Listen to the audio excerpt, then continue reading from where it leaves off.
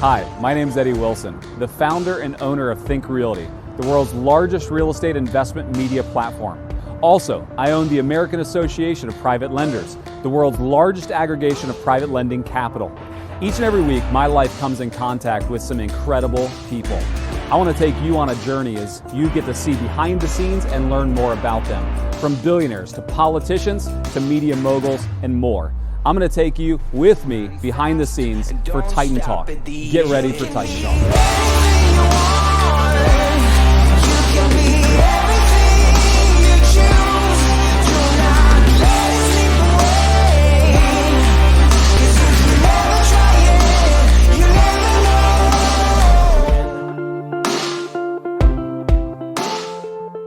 A Titan is one who has the ability to visualize what others do not see. The tenacity to create opportunity where others have failed. And the resolve to build empires where once there was merely empty space. Glenn Stromberg is such a person. In the investing world, mobile homes and manufactured housing have a stigma as the insignificant and secondary asset class. Many look over such a resource, but he is not. With over 30 years in the industry and thousands of transactions, he has built an empire and become a titan. It's hard to find in today's world someone that's authentic and trustworthy and actually does what they say they're going to do. He cares about his company, he cares about his employees, but he also cares about our tenants. He cares about our tenants, he cares about our investors. He's a quick thinker. Honest. He's a visionary. He just really believes in the people that are in their positions that they're in. Never met a more personable person. It's just amazing. It's amazing to work for a company like that.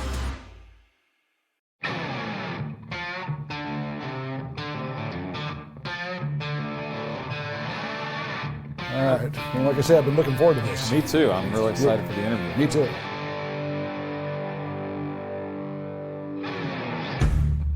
Glenn, you have a big portfolio yourself. You've literally done millions and millions, tens of millions of deals in mobile homes.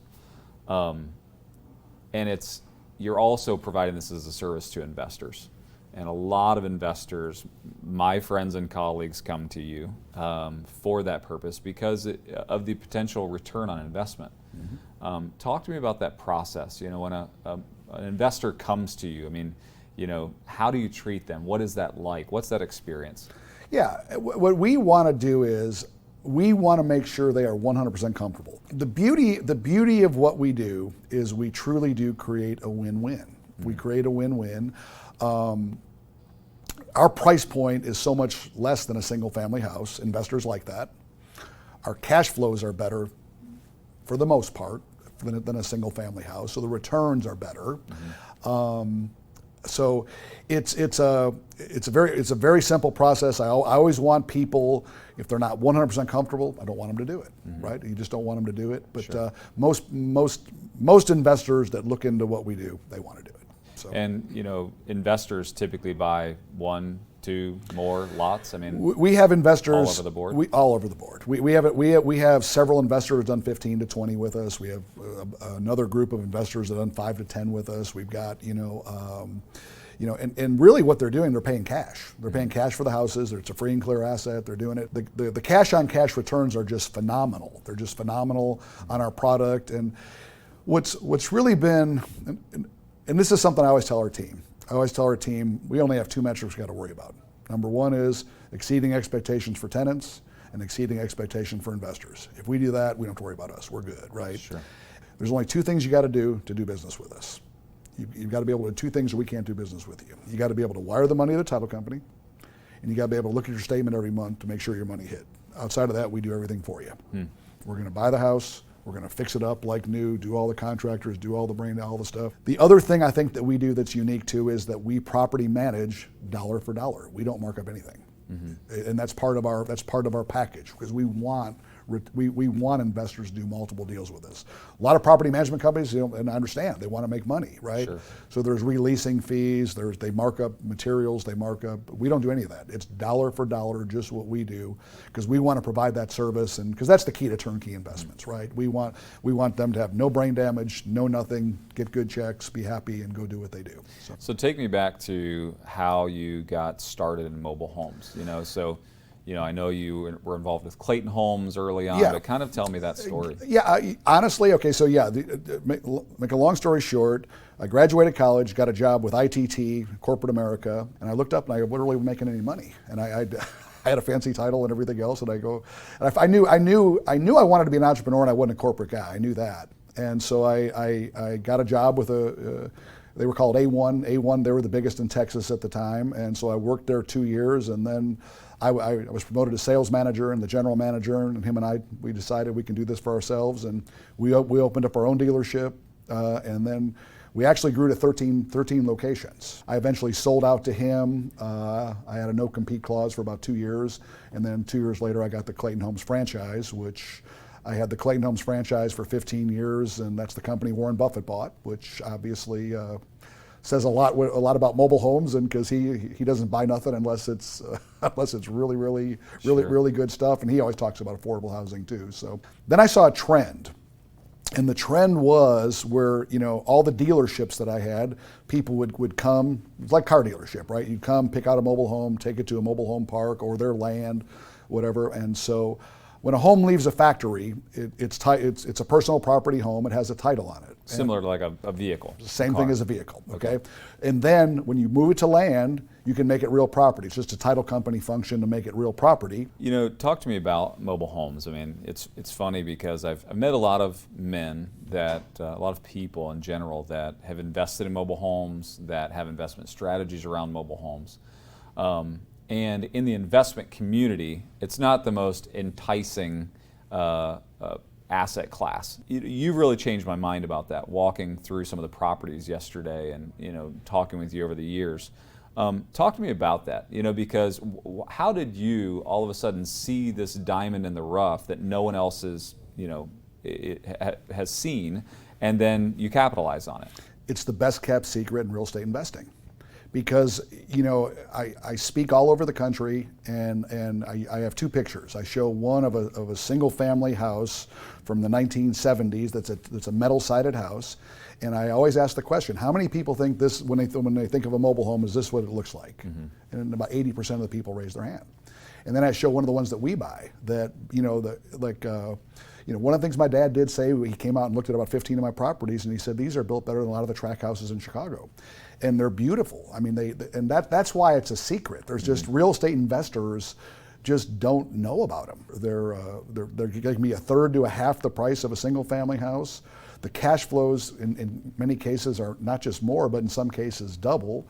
Our investor returns are much better than single family turnkeys for the most part. And so it's because currently what we do is we buy the homes, we fix them up like new. That's the key, to fix them up like new, to have deferred maintenance down the road. We want tenants to be able to walk into them and say, man, I love this. If they like the neighborhood, the floor plan they're in, there's no excuse for them not to buy it. New air conditioning, new appliances, new carpet paint, everything's new, right? One of the things I found out that I was pleasantly surprised about was that a lot of times people prefer our house versus the single family houses. And for a couple reasons. Better price, more square footage for the dollar, more land. Like our properties are usually on a half an acre to an acre tract of land. They're out usually in the suburbs, which better school districts, and so we get great quality tenants. To kind of go back over the differentiator between what you do and a lot of other investors do is that you buy mobile homes on land, and Correct. So you're looking for a home.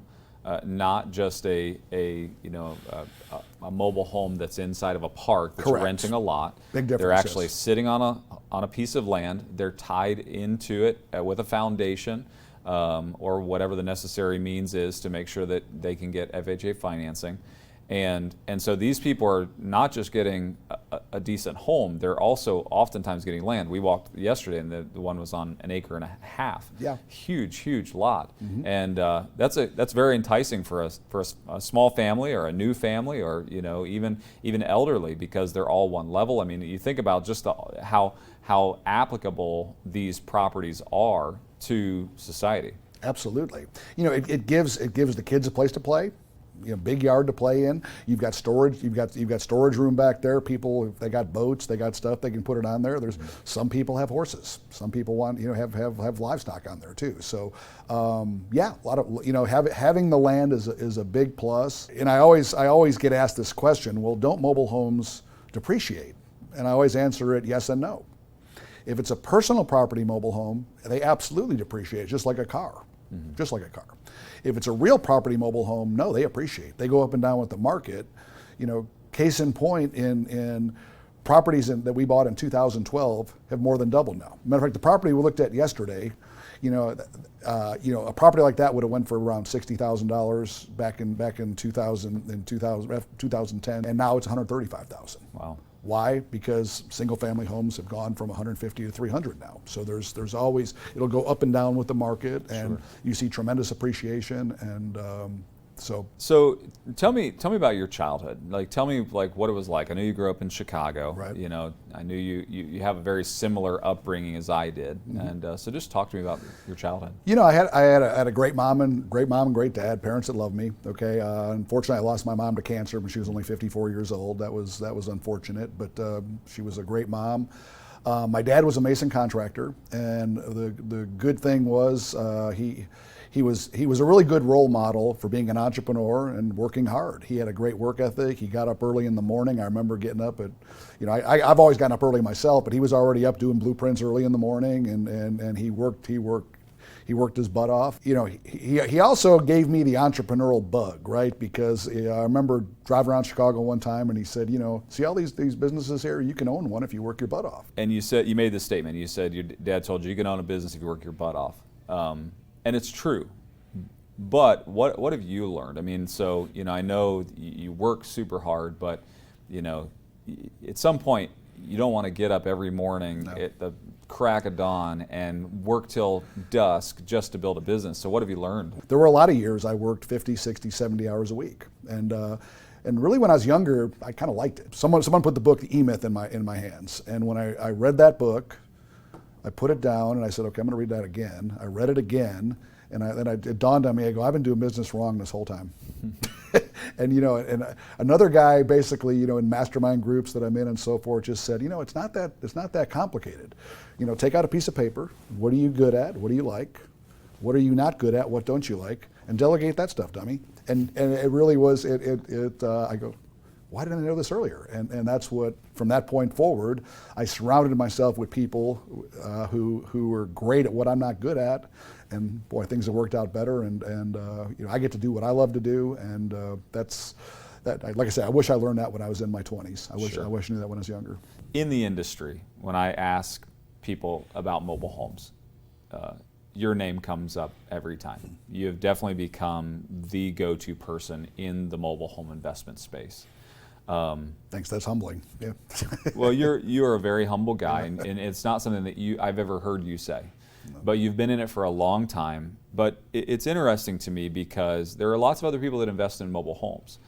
You went from a Clayton, home manufacturer, to an actual place where you sold them, to seeing this niche, to building all these investors, buying them for yourself, providing it for other investors as a product.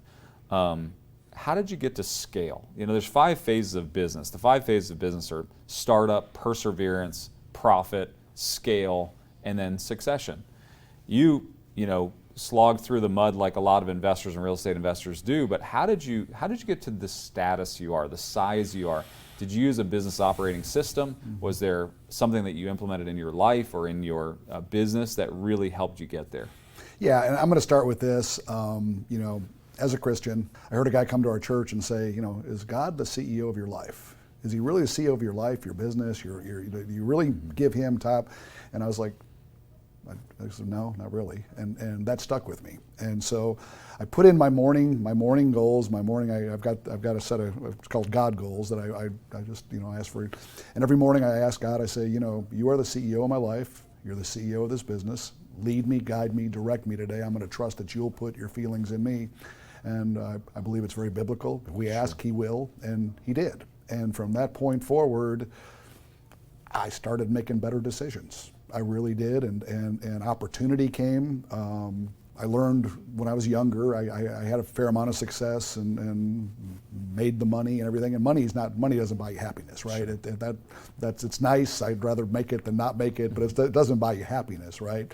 But I was looking for more, right? And so, and yes, the answer to your question is there were 2 books. The E-Myth, like I said, that book was a game changer for me. And then Traction, the EOS system, was a game changer too. And then I read the book Rocket Fuel. This was another one that was a game changer for me too, because it talked about visionaries and integrators, right? It's everything that it said a visionary is and likes. I was, yeah, that's me. And everything a visionary doesn't like, it's like, this is what they don't like. I go, yeah, that's me too. So I go, okay, I'm a visionary. And then I was so blessed because Melissa Hammaker, who's my integrator, God put us together in our life. She's the perfect integrator. She's awesome. She's great at, so that allowed me to take my God-given abilities and to do what I was supposed to do. And then, I work on the business now, not in the business, because because of her, and I just have an awesome team. That's and awesome. So that's given us the ability to scale and grow wisely. So you implement this business operating system and find the right people. That's the key. And then it's about letting go, right? Then it's about okay, you've worked on and in your business since the start of it. And then it's trust, right? So talk to me about your people. I mean, you value, it's obvious to me that you value the people that work for you, and that you put an immense amount of trust in them. I do. Is it the people? Is it the fact that you have a system and a process that everybody adheres to and a company code and culture? Like, talk to me about how those things work together. And I always say this, and I it's going to sound funny when I say it, but it's so true. It started out with everybody that I hired and replaced myself with. Obviously, when it comes to bookkeeping and accounting, that was easy. Okay, I was no good at that. But even acquisitions, like I thought, man, I can't let go of acquisitions. Everyone I hired was better than me. I mean, it was kind of crazy. Now then, letting go of control, that's a whole other thing. That's a hard thing at first, right? And I've heard this said by many people in my life that your team makes you look better than you are or makes you look worse than you are. And there's no truer statement. I tell my team all the time, thank you guys. You guys make me look a lot better than I am. And I really appreciate that. Yeah. So, lots of ingredients go into making a successful company, propelling you and your company to one of the biggest in the industry. What drives you? That's another component. I mean, what is the driving force behind you? Many people I've asked will say, I want to make my dad proud. I want to make God proud. I want to make my spouse proud. Like, what is it that drives Glenn? Well, okay, I'm going to answer it this way. We want to bring glory to God in everything we do. That's number one. Okay, that's just our mantra. I say that when I speak. I say that at team meetings, everything else. We want to bring glory to God in everything that we do. Another huge book in my life was The Purpose-Driven Life. Someone gave me that book about 20 years ago, and when I read that book, because I used to feel guilty, because I just love business. I used to think, well, man, should I be at the church, in the nursery, or should I be doing other stuff, whatever. And the Purpose-Driven Life was another game changer for me, because it made me realize this is the way that God made me. And growing a business, having fun, we provide, I look at it that I have the opportunity to keep hiring people, okay, change their lives, help more investors change their lives, help tenants change their lives, and bring glory to God while we're doing it. And so, yeah, I feel like I'm where I'm supposed to be. I'm doing what I was called to do, and that's what drives me. That's why, and I can honestly say, I get up in the morning and I go, yes, I get to go to work today. man, I'm excited. I can't wait to get to the office because, you know, it's fun, right? I got a great team that takes care of all the gory details and all the other stuff, and I can work on the big picture stuff, which is fun for me. So that's awesome. Yeah. You know, I've grown a lot of businesses in my career.